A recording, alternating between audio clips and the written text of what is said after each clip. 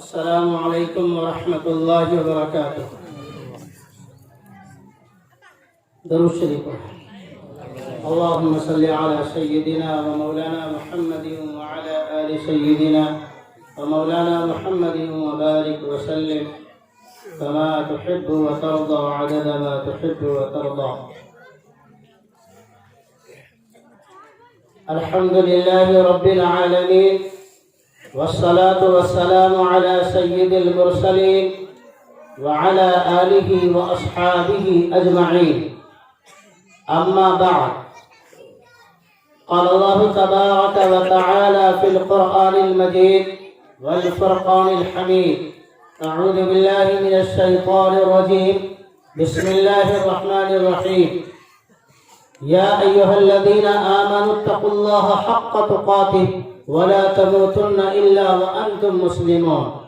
يا أيها الذين آمنوا اتقوا الله وقولوا قولا سديدا يصلح لكم أعمالكم ويغفر لكم ذنوبكم، ومن يطع الله ورسوله فقد فاز فوزا عظيما. صدق الله العظيم. وقال النبي صلى الله عليه وسلم: لا يؤمن أحدكم حتى يكون هواه تبعا لما جئت به، أو كما قال عليه الصلاة والسلام. قابل قدر حضرات علماء کرام، معزز مہمانان عظام، پردہ نشین باعفت ہماری مائیں اور بہنیں، اللہ رب العزت کا بہت بڑا کرم اور احسان ہے کہ اس نے ہم سب کو تقیہ کی اس سرزمین پر دین کی نسبت پر ایک جگہ مل بیٹھنے کی توفیق عطا فرمائی. اللہ ہم سب کے جمع ہونے کو قبول فرمائے اور دین مستقیم کی نسبت پر کہنے سننے کو قبول فرمائے. اس کہنے سننے کو، مل بیٹھنے کو اللہ تعالی ہم سب کے لیے دنیا کے اندر بھلائی کا ذریعہ بنا دے اور آخرت میں نجات کا ذریعہ بنا دے. آمین. بہت دیر سے آپ حضرات بیٹھے ہوئے ہیں، بہت ساری باتیں آئیں. انشاءاللہ دعا تک اور بھی بہت ساری باتیں آئیں گی. میں بھی اللہ کی توفیق سے جو کچھ بھی کہوں، دعا کریں کہ اللہ تعالی ہم سب کو ان باتوں پر صحیح عمل کرنے کی توفیق نصیب فرمائے. آمین. میرے بھائیوں بزرگوں، آج جوڑ کے تعلق سے یہ دینی اجتماع ہے. اللہ کی نسبت پر، دین کی نسبت پر ہم سب یہاں جمع ہوئے ہیں، اور جیسا کہ معلوم ہے یہاں پر مرد حضرات کا اجتماع ہے، اور بغل میں چھت کے اوپر میں مستورات اور خواتین بھی بیٹھی ہوئی ہیں. میرے دل میں بات آئی کہ کچھ ایسی بات کی جائے جو مجموعی طور پر ہم سب کے لیے نفع بخش ہو. اللہ تعالیٰ نے ہم سب کو ایمان کی دولت سے نوازا ہے. اللہ کا شکر ہے، کرم ہے، اللہ کا فضل ہے کہ اللہ نے ہم سب کو ایمان کے لیے قبول فرمایا. اللہ نے ہمیں مسلمان بنایا.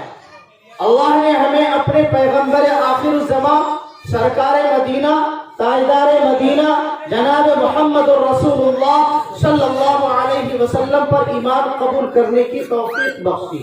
اللہ تعالی ہم سب کے ایمان کی سلامتی کا فیصلہ فرمائے. اللہ تعالی ہم سب کے ایمان کی حفاظت فرمائے.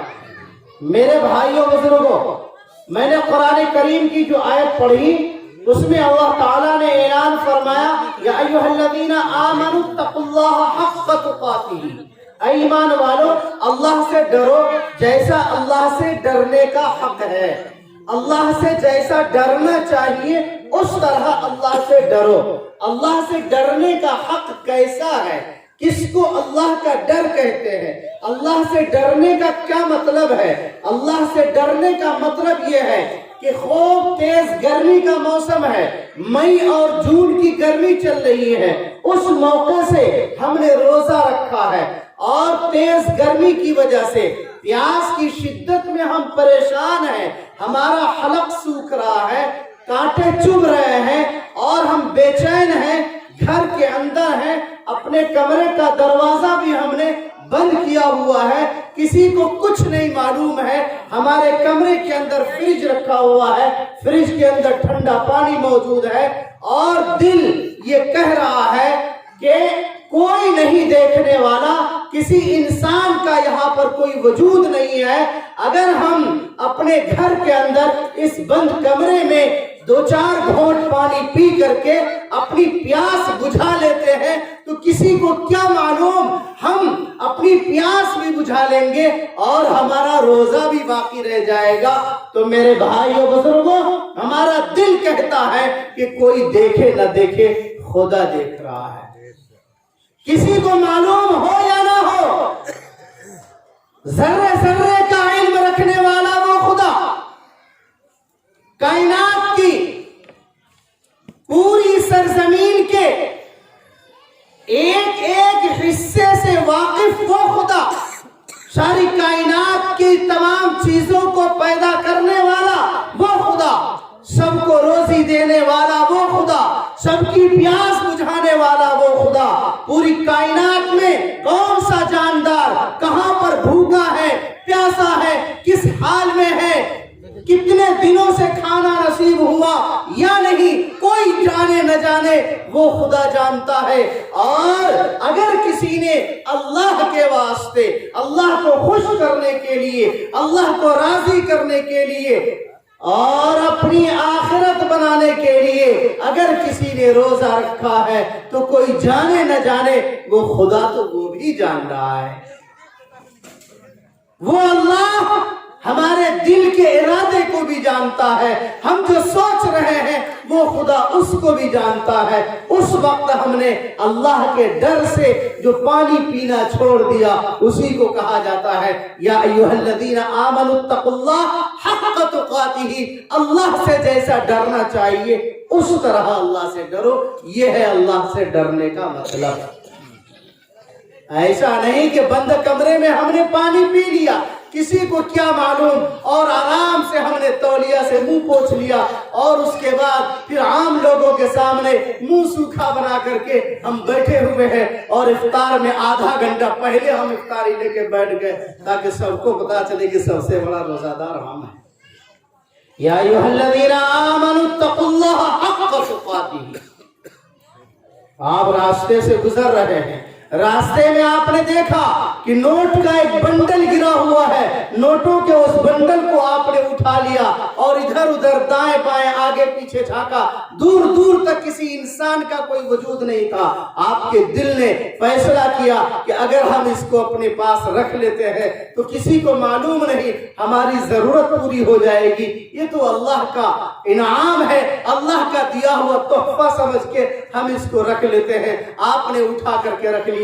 جیسے آپ نے اپنی جیب میں رکھا، ایک بیچارہ پریشان حال دوڑتا ہوا آ رہا ہے، جا رہا ہے، سب سے پوچھ رہا ہے کہ ہماری نوٹوں کا بنڈل یہاں گر گیا ہے کہیں پر، ہمیں نہیں مل رہا ہے۔ اس وقت آپ کیا فیصلہ کریں گے؟ آپ کا دل کہہ رہا ہے کہ مت دو، کسی کو کیا معلوم تم نے لیا ہے، لیکن کوئی دیکھے نہ دیکھے، خدا تو دیکھ رہا ہے۔ آپ نے اس کو اس کی امانت لوٹا دی، یہ ہے اللہ کا ڈر۔ اللہ کہہ رہا ہے یا ایھا الذین آمنوا اتقوا اللہ حق تقاتہ۔ ہمارے سماج میں پھیلے ہوئے تمام معاملات کو آپ ایک ایک کر کے اس پر سیٹ کرتے چلے جائیے، ساری باتوں کا حوالہ دینے کا وقت نہیں۔ اسی کو اللہ نے ہم سے کہا ہے، ہمارے سوئے ہوئے جذبات کو اللہ نے بیدار کیا ہے، جگایا ہے ہم کو کہ ہر معاملے میں ہم بیدار ہو جائیں۔ یا ایھا الذین آمنوا اتقوا اللہ حق تقاتہ ولا تموتن الا وانتم مسلمون۔ یاد رکھو، تمہاری موت جس وقت آئے اس وقت تم اس حال میں مرو کہ تمہارا ایمان مکمل رہے، تمہارا ایمان جعلی نہ ہو، تمہارا ایمان نقلی نہ ہو، تمہارا ایمان تمہاری زندگی سے نکلا ہوا نہ ہو۔ سیدنا हजरत अबू बकर सिद्दीक रज़ी अल्लाहु अन्हु खलीफतुल मुस्लिमीन हैं। कई दिनों से फाका चल रहा था, कई दिनों से खाना नसीब नहीं हुआ था, भूख की वजह से तिलमिला रहे थे, रास्ते से गुजर रहे थे। रास्ते में एक खजूर पड़ी हुई देखा, उसको उठाया, साफ कर लिया, मुंह में डाल लिया और खा लिया। खाते ही आपको एहसास हुआ कि क्या पता खुदा न खास्ता कहीं ये खजूर सदक़े की ना हो, और एक सैयद के लिए सदका हलाल नहीं है, एक सैयद के लिए तो सदका हराम है, और हराम मैं कैसे अपने मुंह में ले सकता हूँ। लिहाजा उन्होंने फौरन अपनी उंगली को मुंह में डाला और तय करके जो खजूर खाई थी उसको पूरा का पूरा निकाल दिया। यह है अल्लाह का डर। कोई देखे न देखे, खुदा देख रहा है। आपने शेख अब्दुल कादिर जीलानी रहमतुल्लाहि अलैहि का नाम सुना होगा। जब बाप बड़ा होता है तो उसका बेटा भी बड़ा होता है। जब माँ बाप पाकबाज होते हैं, माँ बाप नेक होते हैं, तो फिर इसकी औलाद भी उसी तरह की होती है। जिस तरह की कंपनी होती है उसी तरह का उस कंपनी का प्रोडक्ट भी होता है, उस कंपनी से निकला हुआ माल भी वैसा ही होता है। एक मौके से शेख अब्दुल कादिर जीलानी रहमतुल्लाहि अलैहि के वालिद साहब कहीं से गुजर रहे थे। नदी से गुजरते हुए उन्होंने नदी में एक सेब को बहता हुआ देखा, पानी में बहता हुआ सेब उन्होंने उठाकर खा लिया। लेकिन उनको एहसास हुआ कि पता नहीं ये सेब कैसा था, किसका था, नहीं था, अल्लाह जाने। पानी में बहता हुआ, नदी में बहता हुआ सेब उन्होंने खाने को खा लिया। दिल बेचैन हो गया, परेशान हाल हो गए, और उसके दिल ने उनको इतना मजबूर किया कि उसके मालिक को जाकर के पूछो, इजाजत लो, माफी मांगो और उनके सामने जाकर के आजिजी करो, गिड़गिड़ाओ कि हमने आपका एक सेब बगैर इजाजत के खा लिया है, हमें माफ कर दें। चुनांचे वो उसी तलाश में नदी के किनारे चलते रहे। दिल ने ये फैसला सुनाया कि हो सकता है नदी के किनारे कोई सेब का बाग होगा, उससे या तो टूट के गिरा होगा, मुमकिन है हम इसके पीछे चलेंगे तो हमें वो रास्ता मिल जाएगा। नदी के किनारे चलते चलते लंबे सफर के बाद एक जगह सेब का एक बाग मिला, और उस बाग में देखा कि सेब का एक दरख्त इस शक्ल में था कि उसकी डाली नदी की तरफ झुकी हुई थी। उस झुकी हुई डाली का सेब टूट कर गिरा था। अब बताइए, वो चोरी नहीं थी, लेकिन इसके बावजूद उन्होंने बाग वाले से जाकर के सारा वाकया सुनाया, और उसके बाद फिर कहा कि आप मुझे माफ करें। तो सेब वाले ने कहा, माफी की एक शक्ल है कि आप मेरे बाग की बागबानी करें। चुनांचे उन्होंने उस बाग की रखवाली के लिए उनको रख लिया, कबूल कर लिया। ठीक है, मैं आपके बाग की रखवाली करूंगा। कुछ दिनों के बाद वो अपने मेहमान को लेकर के आए, उनसे कहा कि आप इस बाग का जो मीठा फल है उस फल को मेहमान के सामने पेश कीजिए। एक मर्तबा पेश किया, खट्टा निकला। दूसरी मर्तबा पेश किया, वो भी खट्टा निकला। तीसरी मर्तबा पेश किया, वो भी खट्टा निकला। उन्होंने कहा कि आप इतने दिनों से इस बाग की रखवाली कर रहे हैं, आज तक आपको समझ में नहीं आया कि किस दरख्त का फल मीठा है, किस दरख्त का फल खट्टा है। उन्होंने कहा कि जनाब आली, आपने मुझे इस बाग की रखवाली के लिए रखा था, आपने मुझे सेब खाने की इजाजत नहीं दी थी, इसलिए मैंने आज तक आपके किसी भी दरख्त का फल चखा ही नहीं। अल्लाह अकबर, यह है अल्लाह का डर। उन्होंने कहा कि आपने मुझे इसकी रखवाली के लिए, निगहबानी के लिए रखा था, इसलिए मैं सिर्फ निगरानी कर रहा हूं, मैंने चखा नहीं। उनके दिल में एहसास पैदा हुआ, या अल्लाह, ये अल्लाह से डरने वाला ऐसा बंदा। तो उन्होंने कहा कि अच्छा एक बात बताएं, आपकी शादी हो गई? उन्होंने कहा नहीं, शादी नहीं हुई है। कहा मेरी एक लड़की है, आप उससे शादी करेंगे?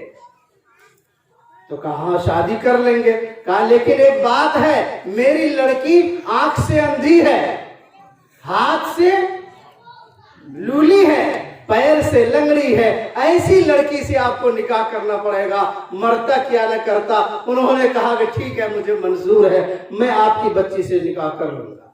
बहरहाल शादी हो गई।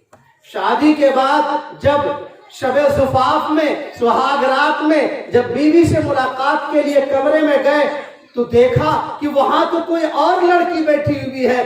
डर के मारे कमरे से भाग गए और उसके बाद ससुर से आकर के कहा कि आपने तो कहा था कि हमारी बीवी काली कलोटी है, और उसके बाद आंख से अंधी है, हाथ की लूली है, पैर की लंगड़ी है, लेकिन वहां तो इंतहाई हसीन व जमील बहुत अच्छी सही सारी लड़की बैठी हुई है। कहीं धोखे में कोई और तो नहीं बिठा दिया।